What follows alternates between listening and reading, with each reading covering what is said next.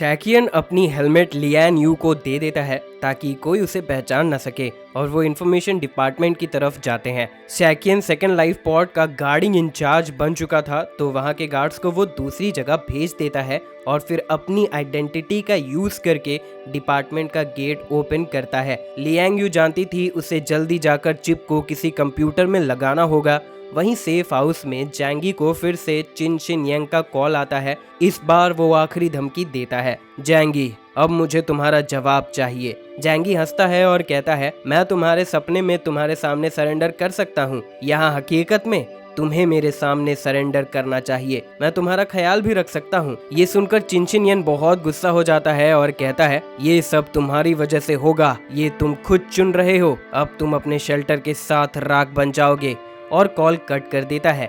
जैंगी को इससे खास फर्क नहीं पड़ता। वो जानता था चिन शिन यांग अपना पेशेंस खोता जा रहा है और इसका मतलब ये भी है कि उसका मिसाइल वाली धमकी सच है। जैंगी सोचने लगता है, तो क्या अब मैं उस विला में कभी वापस नहीं जा पाऊंगा? जाने भी दो, मेरे पास सारे सप्लाईज हैं। जब तक मेरी फैमिली जिंदा है तब तक सब ठीक है। तभी उसके फोन में मैसेज आता है। जैंगी देखता है वो लियांग यू का मैसेज था, जिसे पढ़कर वो बहुत खुश हो जाता है। लियांग यू उसे अपडेट देती है कि उसने चिप को वेस्ट माउंटेन बेस के कंप्यूटर में लगा दिया है। मैंने वो कर दिया जो तुमने कहा था जैंगी, अब तुम मेरी मदद करो मेरे स्टूडेंट्स के साथ यहाँ से भागने में। जैंगी तुरंत शिनशिन के रूम में जाता है और उसे बताता है, गुड न्यूज, लियांग यू ने काम कर दिया। ये सुनकर शिनशिन भी बहुत खुश हो जाती है और कहती है, अब शाइन करने का टाइम मेरा है। मैं एक टॉप हैकर हूँ और एक मिलिट्री लेवल ऑर्गेनाइजेशन को ब्रीच करना मेरे मन लायक काम है। शिनशिन अपने व्हीलचेयर पर बैठ जाती है। जैंगी उसे कंप्यूटर के पास ले जाता है। शिनशिन थोड़ी देर टाइप करती है और फिर प्राउडली जैंगी को बताती है कि मैंने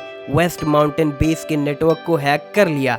जैंगी बहुत हैरान हो जाता है क्योंकि उसे लगा था कि ऐसा करने में रात भर लग जाएगा, लेकिन ये बहुत जल्दी था, तो जैंगी को भरोसा ही नहीं हो रहा था। तभी शिनशिन कहती है, मैं ये काम पहले ही कर लेती। अगर वो एक आइसोलेटेड नेटवर्क का यूज नहीं करते तो मेरे लिए ये सब काम बहुत आसान है। मुझे बस उस गेट को खोलने के लिए की चाहिए था और टीचर लियांग का चिप वही काम करता है और उस बेस के टेक्नीशियंस का भी मुझसे कोई मुकाबला नहीं है। फिर जैंगी उसके पास आकर पूछता है, क्या हमारे एक्शंस वहाँ डिटेक्ट हो जाएंगे?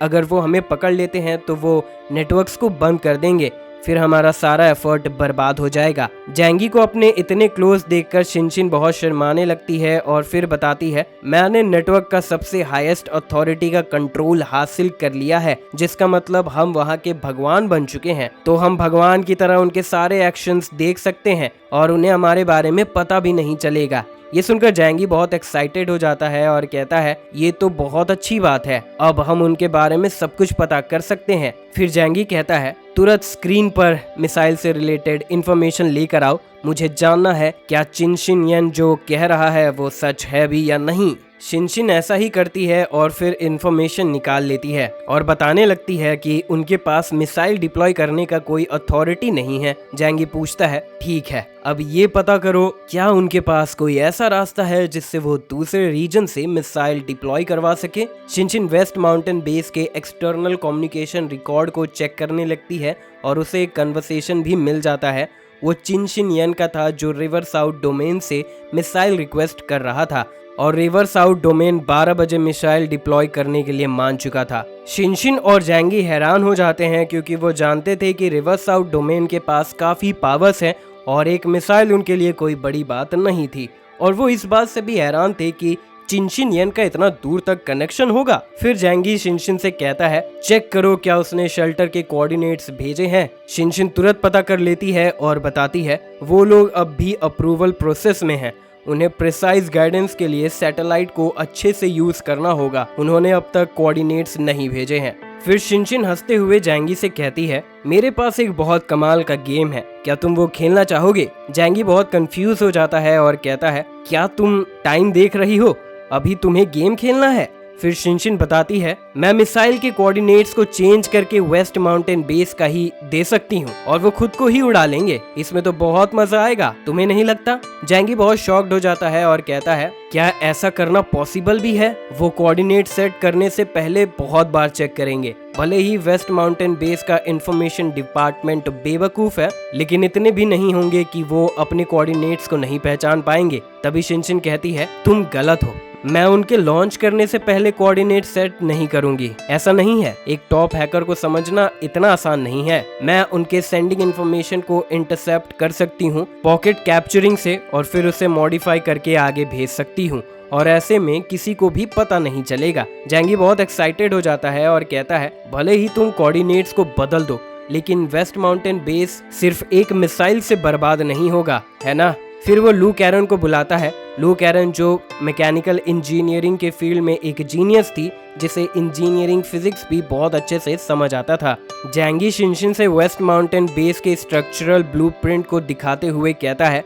लू कैरन भी बहुत ध्यान से देखती है और रिव्यू करती है उसके स्ट्रक्चर और मटेरियल को। फिर वो बताती है, मैं जहाँ तक ये समझ पा रही हूँ, ये base war time nuclear defence से बचाने के लिए बनाया गया है। ये जमीन से बहुत नीचे है और इसका मटेरियल और थिकनेस दोनों ही नॉर्मल मिलिट्री कंस्ट्रक्शन से बहुत ज्यादा उम्दा है। सिर्फ एक मिसाइल से ऐसे बेस को कुछ भी नहीं होगा, इसके लिए एक स्पेशलाइज्ड बंकर बस्टर चाहिए होगा, लेकिन तब भी इसे एक शॉट में डिस्ट्रॉय करना नामुमकिन होगा। इस पे जैंगी सोचता है, ऐसे में तो हम उन्हें ही अलर्ट कर देंगे, और अगर वो रिएक्ट करते हैं और फिर से एक और मिसाइल भेज देते हैं तो फिर खेल खत्म हो जाएगा। अगर उन्हें यहाँ के सेफ हाउस के बारे में पता चल गया तो वो यहाँ भी बॉम्ब भेज सकते हैं, फिर तो मेरे लिए सब और बर्बाद हो जाएगा। जैंगी काफी सोच में पड़ा हुआ था और फिर शिनशिन से कहता है, जैसा तुमने कहा था, कोऑर्डिनेट्स चेंज कर दो। जो भी हो, वो मिसाइल मेरे शेल्टर पर नहीं जाना चाहिए, और मुझे वेस्ट माउंटेन बेस के सभी लोगों का इंफॉर्मेशन चाहिए, और खास करके वहाँ के म्यूटेंट्स और वेपन्स के बारे में मुझे सब कुछ अच्छे से जानना है। इतना कहने के बाद जैंगी वहाँ से चला जाता है। लू कैरन बहुत कंफ्यूज थी और सवाल करती है, आखिर जैंगी इतना घबराया हुआ क्यों लग रहा है? अगर तुमने कोऑर्डिनेट्स चेंज कर दिए तो मिसाइल वाला प्रॉब्लम सॉल्व हो ही जाएगा ना। शिनशिन स्क्रीन में देखते हुए कुछ सोच रही थी और फिर कहती है, मुझे लगता है इस बार जैंगी पहले मूव लेना चाह रहा है। पर लू कैरन एग्री नहीं करती और कहती है, जहाँ तक मैं जैंगी को जानती हूँ वो वैसा नहीं करेगा। दोनों ही लड़कियां बहुत स्मार्ट थी और सिचुएशन को एनालाइज कर सकती थी, लेकिन इतना स्मार्ट होते हुए भी वो सब कुछ प्रिडिक्ट नहीं कर सकते हैं, क्योंकि ह्यूमन नेचर को एनालाइज करने के लिए high level of emotional intelligence भी चाहिए होता है। जैंगी ऊपर के फ्लोर में जाता है और प्लान करने लगता है कि उसे अब एक बहुत अच्छा मौका मिल रहा है। क्या उसे वेस्ट माउंटेन बेस को खत्म कर देना चाहिए? वो इसके बारे में काफी सोचता है कि मैं हमेशा भागता नहीं रह सकता हूँ, मैं इससे तंग आ गया हूँ, और अब क्योंकि चिनशिन दूसरे फोर्सेस को भी कांटेक्ट कर सकता है और मुझ पर अटैक करने के लिए मना सकता है, तो अगर उन फोर्सेस को भी मेरे सीक्रेट के बारे में पता चल गया तो मैं कभी भी शांति से नहीं रह पाऊंगा। मुझे वेस्ट माउंटेन बेस को खत्म करना ही होगा, और इसके लिए मेरे पास उस मिसाइल अटैक का ही टाइम है। भले ही वो वेस्ट माउंटेन बेस को पूरी तरह से खत्म ना कर पाए, लेकिन फिर भी ये काफी तबाही कर सकता है और मुझे अच्छा मौका मिल जाएगा। मेरे पास अब भी काफी TNT एक्सप्लोजिव्स हैं। अगर मैं उस भगदड़ के वक्त वहां घुस जाऊं और एक्सप्लोजिव्स लगा दूं तो वहां का एक्सप्लोजन और भी अच्छा कमाल हो जाएगा। इससे अंदर के सारे लोग भी मर जाएंगे, ये तो पक्का है। इतना सोचने के बाद जैंगी वापस आता है और शिनशिन से कहता है, अब मुझे वेस्ट माउंटेन बेस के मिलिट्री फोर्सेस और वेपन्स का सारा इंफॉर्मेशन चाहिए, और उनके सारे म्यूटेंट्स का भी। शिनशिन बहुत हैरान हो जाती है और पूछती है, क्या तुम सच में वेस्ट माउंटेन बेस पर अटैक करने का सोच रहे हो? फिर जैंगी उसे समझाता है, पहले हमें उनका सारा इंफॉर्मेशन चाहिए, ये समझने के लिए कि उनका एक्चुअल स्ट्रेंथ कितना है। अगर वो ज्यादा नहीं हुआ तो हमारा सक्सेस रेट भी बढ़ सकता है, इसीलिए हमें कोशिश करनी चाहिए, और इस बार पहले अटैक हम करेंगे। अब अगर उनका स्ट्रेंथ ज्यादा रहा तो मेरी ये बात को मजाक समझ लेना। ये सुनकर शिनशिन हंसती है और कहती है, कोई बात नहीं, मैं तुम्हारे साथ हूँ। फिर शिनशिन सारा इन्फॉर्मेशन निकालने लगती है जो उसके लिए करना बहुत आसान था। फिर वो जैंगी को बताती है, सब कुछ हो गया, अब तुम इसे देख सकते हो। जैंगी कंप्यूटर में सारा डेटा देखने लगता है और उसे पता चलता है कि बेस में अभी 500 रेगुलर सोल्जर्स हैं, 64 स्पेशल फोर्सेस के मेंबर्स हैं, लियांग यू को छोड़कर 6 म्यूटेंट्स हैं और 13 मॉडिफाइड म्यूटेंट्स भी हैं। भले ही उनका कॉम्बैट पावर नेचुरल म्यूटेंट से कम होता है, लेकिन वो नॉर्मल सोल्जर से बहुत ज्यादा पावरफुल होते हैं। जैंगी सोचता है ये सभी लिंग फेंग के सेल से म्यूटेट हुए होंगे, ये थोड़ी परेशानी दे सकते हैं, पर ये ज्यादा दिक्कत की बात नहीं है। जैंगी नॉर्मल सोल्जर को खतरा मान भी नहीं रहा था। ये सारे जनरल इन्फॉर्मेशन देखने के बाद जैंगी सबसे इम्पोर्टेंट पार्ट देखता है वेस्ट माउंटेन बेस के कैप्टन्स के बारे में। पहला था लिंग फेंग, एनहांसमेंट टाइप, जिसका एबिलिटी कोड नेम था सुपरमैन। उसके पास नॉर्मल ह्यूमन से 10 गुना ज्यादा पावर्स थे और उसका स्पीड और स्ट्रेंथ भी काफी ज्यादा था। जैंगी सोचता है तो ये बात है, ये तो स्पेशल फोर्सेस का कैप्टन बनने के काबिल भी था। उसके मुक्के के निशान अब भी शेल्टर के दीवारों पर है, लेकिन वो एक क्लोज कॉम्बैट टाइप म्यूटेंट है, तो अगर मैं डिस्टेंस मेंटेन करता हूँ तो भले ही वो कितना भी पावरफुल क्यों ना हो, वो मुझे कुछ भी नहीं कर पाएगा। फिर दूसरा फोंग जुन, एबिलिटी कोड नेम फायरमैन। वो अपने बॉडी से हाई टेम्परेचर फ्लेम्स निकाल सकता है। जैंगी स्माइल करता है और कहता है ऐसे आइस एज में फायर टाइप एबिलिटी होना यूजलेस है। फिर Zheng Zuerong, control type, ability code name ice block. वो सॉलिड आइस ब्लॉक बना सकती है कॉम्बैट के लिए। फिर समिंग जिया, beast man type, ability code name toxic beast. ये एक बड़े से मॉन्स्टर में ट्रांसफॉर्म कर सकता है जिसका स्ट्रेंथ बहुत ज्यादा है और उसके बॉडी फ्लूइड्स जहरीले हैं। फिर शीदायोन, beast man type, ability code name frost giant ape. ये एक बड़े से एप में ट्रांसफॉर्म कर सकता है जिससे उसका फिजिकल स्ट्रेंथ और कोल्ड रेजिस्टेंस बढ़ जाता है। फिर यूरोंगवा, psychic type, ability code name witch. ये दुश्मनों को ट्रिक कर सकती है, उन्हें हिप्नोटाइज करके ब्रेन वेव्स भेजकर ये दुश्मनों को मार भी सकती है और वो ये आई कांटेक्ट के थ्रू यूज करती है। जैंगी हैरान हो जाता है और कहता है जेंग जुएरोंग और शीदायोन तो मारे जा चुके हैं, क्या लिंग फेंग ने उन्हें भी बचा लिया था? जैंगी को अब सारे म्यूटेंट्स के बारे में पता चल गया था और वो पहली बार क्लासिफिकेशन भी देख रहा था, लेकिन उसके लिए ये कोई बड़ा कंसर्निंग बात नहीं था क्योंकि ये उनके एबिलिटी मैनिफेस्टेशन के हिसाब से अरेंज था। ये कैटेगरी उतने भी कॉम्प्रिहेंसिव नहीं थे। जैंगी सोचता है कि उसका स्पेस रिलेटेड एबिलिटी किसी भी क्लासिफिकेशन में फिट नहीं होता है। जैंगी उन कैप्टन्स के डिटेल्स को प्रिंट आउट कर लेता है और सोचता है मेरे साइड का स्ट्रेंथ भी इतना कमजोर नहीं है। फ्लावर और अंकल यू कमाल के क्लोज कॉम्बैटेंट्स हैं। मेरा स्पेस एबिलिटी मुझे कमाल का डिफेंस देता है। चुनले का स्नो और आइस एबिलिटी और लियांग यू एक इनसाइडर है, तो हमारे पास अच्छा मौका है। जैंगी वो इन्फॉर्मेशन फिर अच्छे से पढ़ता है और सारे एबिलिटी को अच्छे से याद रखता है ताकि वो उन्हें अच्छे से काउंटर कर सके फाइट में। लेकिन दिक्कत अब भी ये थी कि वो बेस में घुसेगा कैसे और शांति से एक्सप्लोजिव्स लगाकर बचकर वापस कैसे आ सकता है। जैंगी सोचता है क्या मुझे उनसे फाइट करनी ही पड़ेगी? तभी लू कैरन कहती है तुम अकेले में काफी ज्यादा सोच रहे हो, तुम हमारे साथ डिस्कस कर सकते हो। अगर तुम अटैक करने वाले हो तो तुम्हें अपनी टीम को सब कुछ बताना ही पड़ेगा। शायद उनके पास भी कोई अच्छा आइडिया हो सकता है जो तुम्हारे काम आ सकता है। जैंगी ऐसा ही करने का सोच रहा था और सभी को मीटिंग के लिए बुलाता है और सबको बताता है कि हमारे पास एक मौका आ रहा है वेस्ट माउंटेन बेस को खत्म करने का, हमेशा के लिए। मुझे लगता है सबको ये समझ आ रहा होगा कि लड़ाई कैसे खत्म होगी। मुझे लड़ाई करना पसंद नहीं है, लेकिन मैं खुद को तंग होने भी नहीं दूंगा। ये लड़ाई रोकी नहीं जा सकती है और मैं ये अकेला नहीं कर सकता हूँ। इसमें मुझे बस तुम सबका साथ चाहिए होगा। ये सुनकर सभी अलग अलग एक्सप्रेशन दिखाने लगते हैं। जैंगी अंकल यू से कहता है आप यहाँ सबसे बड़े हैं, आप इसके बारे में क्या कहना चाहते हैं? फिर अंकल यू कहता है वेस्ट माउंटेन बेस ने तुम पर हमला करके पहले ही काफी लॉस कर लिया है, तो अब दोस्ती बहुत दूर की बात है और हम उनके अटैक का वेट भी नहीं कर सकते हैं। तो बेहतर यही होगा कि पहले अटैक हम करें। हमें उनका ही वेपन उनके अगेंस्ट यूज करने का मौका मिला है।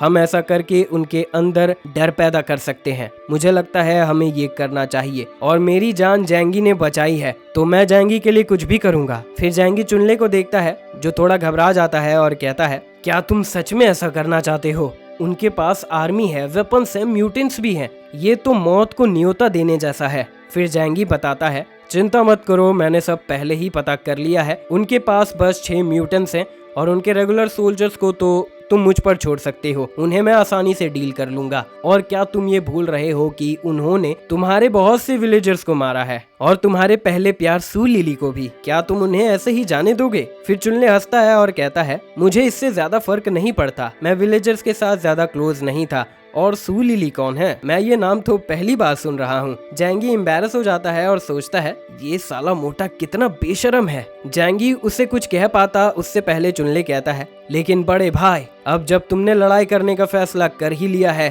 तो मैं तुम्हारा साथ दूंगा बिल्कुल अंत तक। तुम मुझे खाना और पानी देते हो, अगर तुम्हारा प्लान फेल कर गया और तुम वेस्ट माउंटेन बेस में मर गए तो फिर मेरे जिंदा रहने का कोई मतलब नहीं बनता है। ये सुनकर जैंगी बहुत खुश हो जाता है कि इस मोटे को समझ आ रहा है कि ये क्या हो सकता है। फिर चुनले कहता है, सबसे जरूरी बात यह है कि हम सही लोगों के साथ रहें। खाना और ड्रिंक्स एंजॉय करने के लिए हमारा साथ होना जरूरी है और मैं इसमें अपनी पूरी कोशिश करूंगा। जैंगी बहुत एक्साइटेड हो जाता है कि ये मोटा भले ही डरपोक है लेकिन ये समझता है कि मेरे साथ रहने के लिए इसे वैल्यू प्रोवाइड करना होगा, नहीं तो मैं इसे जिंदा क्यों रखूंगा। वो तीनों फ्रंट लाइंस में होने का डिसाइड करते हैं लेकिन चुनले अब भी थोड़ा नर्वस था और कहता है, बड़े भाई हमें ये सब कुछ अच्छे से प्लान करना होगा। फिर जैंगी बताता है, चिंता मत करो, मैंने मरने के बारे में प्लान नहीं किया है, चलो अब स्ट्रैटेजी डिस्कस करते हैं।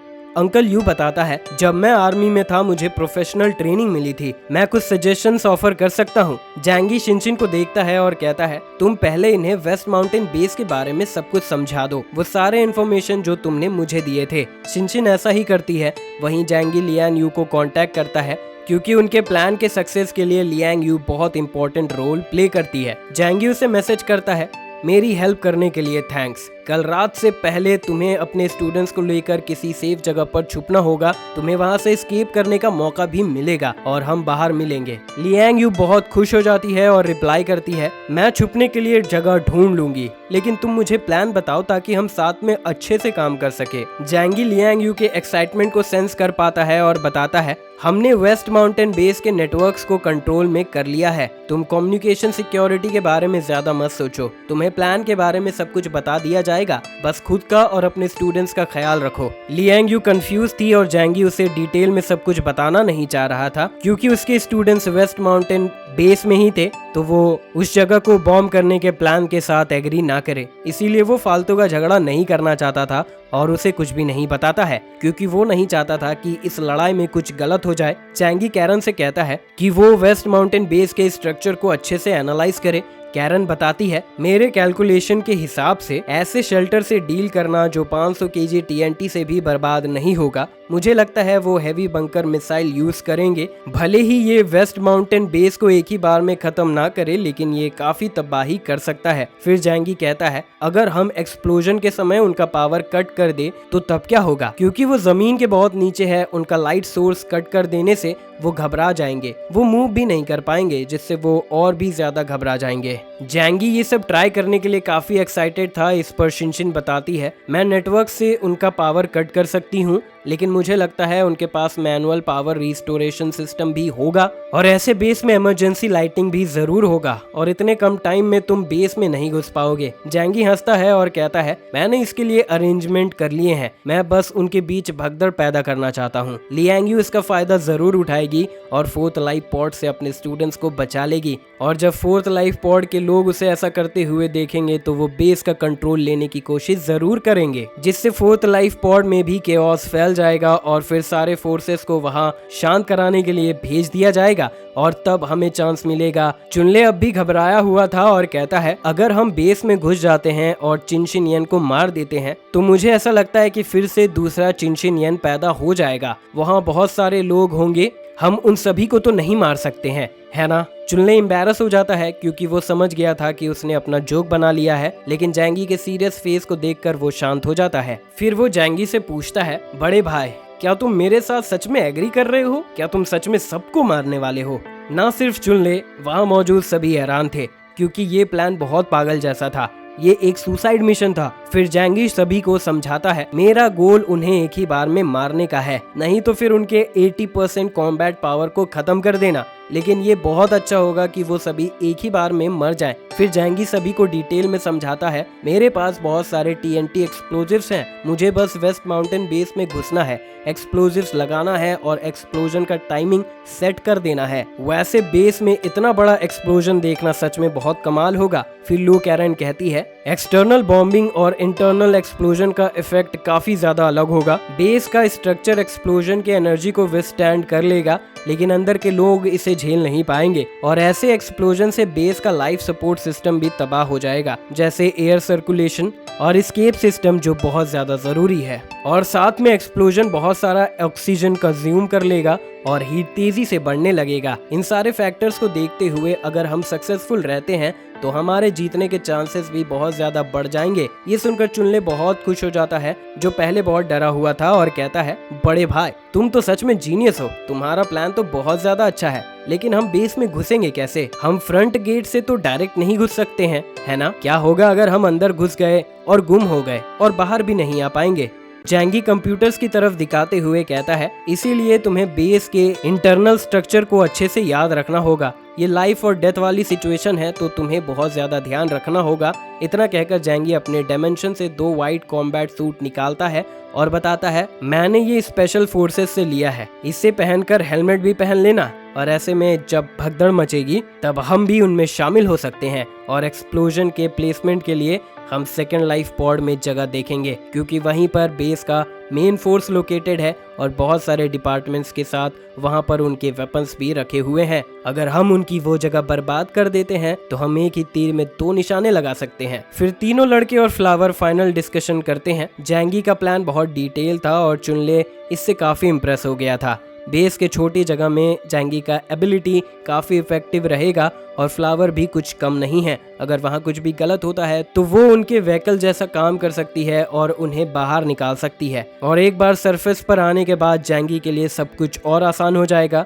जैंगी बताता है कि उनके बेस में सिर्फ एक स्नो मोबाइल है और ज्यादा डॉग स्लेजेस हैं, इसीलिए हमें ज्यादा खतरा नहीं है। मेरा स्नो एसयूवी उन्हें आराम से पीछे छोड़ सकता है। फिर जैंगी अपने टीममेट से कहता है, याद रखना सबसे जरूरी टास्क है खुद को बचाना। हम मिशन को पूरा कर पाएंगे या नहीं ये तो किस्मत की बात है। वहीं वेस्ट माउंटेन बेस में सैकियन की मदद से Liang you 4th life pod में पहुंच गई थी और सभी को बताती है, कोई भी कल रात में सोना मत, मैं कल कुछ इंपॉर्टेंट न्यूज बताने के लिए आऊंगी। स्टूडेंट्स बहुत कंफ्यूज थे लेकिन मान जाते हैं। वो बहुत घबराए हुए भी थे क्योंकि जो स्टूडेंट्स गए थे वो वापस नहीं आए थे और अब लियांग यू ही उनकी आखिरी उम्मीद है। लियांग यू उन्हें एस्केप प्लान के बारे में नहीं बताती है जो वो कल करने वाली थी, क्योंकि इतना कुछ होने के बाद वो समझ गई थी उसे बहुत ज्यादा संभल कर रहना होगा, और वो ये भी जानती थी कि अगर ये न्यूज पहले ही बाहर चला गया तो सभी खतरे में आ जाएंगे। सभी स्टूडेंट्स को थोड़ा शांत करने के बाद लियांग यू वहाँ से चली जाती है। अगले दिन जैंगी और उसकी टीम रेडी हो रहे थे और खाते हुए बात कर रहे थे। जैंगी कहता है, मिसाइल अटैक आज रात में होने वाला है, हम बेस के पास 1 घंटा पहले ही पहुंच जाएंगे। अगर मिसाइल सही जगह पर हिट होता है तो लियांग यू अपने स्टूडेंट्स के साथ बाहर आ पाएगी। जैंगी उन्हें रिमाइंड करवाता है कि हमें लियांग यू के लिए वेट करना पड़ेगा, उसके बाद ही हम कुछ कर पाएंगे। अगर वो बाहर आ जाती है तो ये एक सिग्नल भी होगा कि 4th लाइफ पॉड में भगदड़ शुरू हो चुकी है, और अगर लियांग यू नहीं आ पाती है तो इसका मतलब हमारे इनसाइड हेल्थ में प्रॉब्लम है और हमें अटैक प्लान को छोड़ना होगा। हमें गाइडेंस के लिए लियांग यू की जरूरत है। भले ही हमने बेस के स्ट्रक्चर को याद कर लिया है लेकिन हम फिर भी अंदर खो सकते हैं, इसीलिए हमें लियांग यू की जरूरत है। प्लान यही है कि हमें केओस के वक्त सोल्जर्स के साथ ब्लेंड कर जाना है, फिर एक्सप्लोजिव्स लगाकर बाहर आ जाना है। अगर कुछ भी गलत हो जाता है तो फिर हमें प्लान को छोड़कर एस्केप करने में ध्यान देना है। याद रखना सेफ्टी ज्यादा जरूरी है, हमें फालतू का रिस्क नहीं लेना है। इस पर चुनले कहता है, चिंता मत करो बड़े भाई, एस्केप करने वाले पार्ट में मैं तो पूरी कोशिश करूंगा। फिर अंकल यू कहता है, तो तुम्हारा मतलब है कि हम आगे कुछ तभी कर पाएंगे जब लियांग यू अपने स्टूडेंट्स के साथ एस्केप करने में सक्सेसफुल रहेगी। इस पर जैंगी कहता है, सही कहा, लेकिन असल में जैंगी को लियांग यू के स्टूडेंट से कोई लेना देना नहीं था, उसे बस लियांग यू से मतलब था। फिर जैंगी कहता है, एक आखिरी बात, अगर बेस के अंदर लड़ाई होती है तो वो अपने बड़े वेपन्स का यूज नहीं कर पाएंगे। ऑर्डिनरी सोल्जर्स भी मुश्किल नहीं है, मेरे लिए खतरा वो 6 म्यूटेंट्स बन सकते हैं। अगर मेरा उनके साथ सामना होता है तो मैं उन्हें डिवाइड एंड कॉन्कर स्ट्रेटजी से डील करूंगा, लेकिन ये एक लास्ट रिजॉर्ट रहेगा।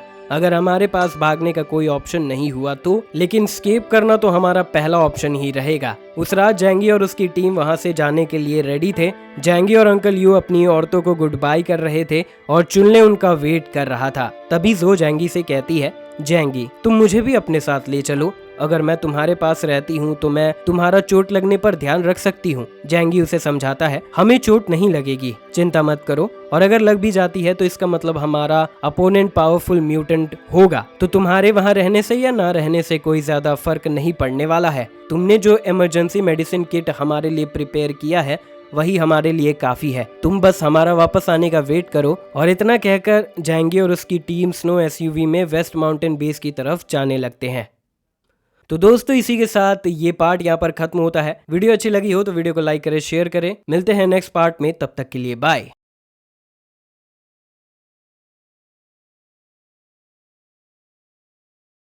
खत्म। Bye bye, tata, goodbye, गया।